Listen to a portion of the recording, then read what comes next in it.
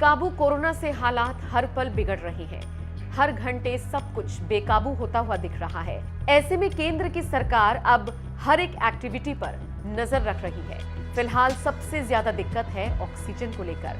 हालांकि दावा है कि इस कमी को दूर करने के लिए कई तरह की कोशिशें भी की जा रही हैं। और इसी बीच में केंद्र सरकार ने डिजास्टर मैनेजमेंट एक्ट लागू कर दिया है।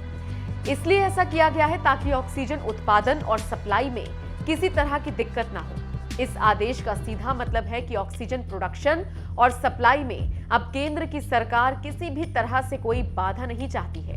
इतना ही नहीं, केंद्र सरकार ने तो साफ कह दिया है कि ऑक्सीजन ट्रांसपोर्ट में बाधा आई तो उस इलाके के संबंधित डीएम और एसपी के खिलाफ एक्शन लिया जाएगा।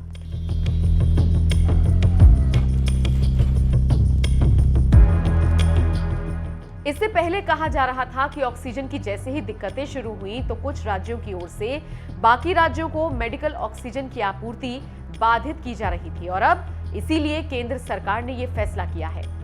ये सही है कि अभी किसी भी तरह से मरीजों तक ऑक्सीजन पहुंचाने की जरूरत है। केंद्र की ओर से जो आदेश दिए गए हैं उनमें कहा गया है कि मेडिकल ऑक्सीजन लेकर जाने वाले वाहनों के आने जाने पर किसी तरह की कोई पाबंदी नहीं होनी चाहिए। जिन गाड़ियों में ऑक्सीजन सिलेंडर हो उसे किसी हाल में रोका नहीं जाना चाहिए। केंद्र सरकार ने तो ये तक कहा है कि ऑक्सीजन सिलेंडर वाली गाड़ी जिस किसी जिले या इलाके से गुजरे उस जिले में उसे किसी हाल में रोका ना जाए, गाड़ियों को जब्त ना किया जाए। एक और बात, केंद्र सरकार ने जो आदेश दिए हैं उसमें कहा है कि सरकार ने जिन 9 उद्योगों को छूट दी है उनके अलावा अब से लेकर अगले आदेश तक सभी उद्योगों को इंडस्ट्रियल ऑक्सीजन की आपूर्ति बंद की जाती है। हालांकि अभी जिस तरह से ऑक्सीजन की किल्लत है उसे देखते हुए केंद्र सरकार काफी लेट है, लेकिन लोगों को उम्मीद है कि देर ही सही सरकार की नींद खुली तो है।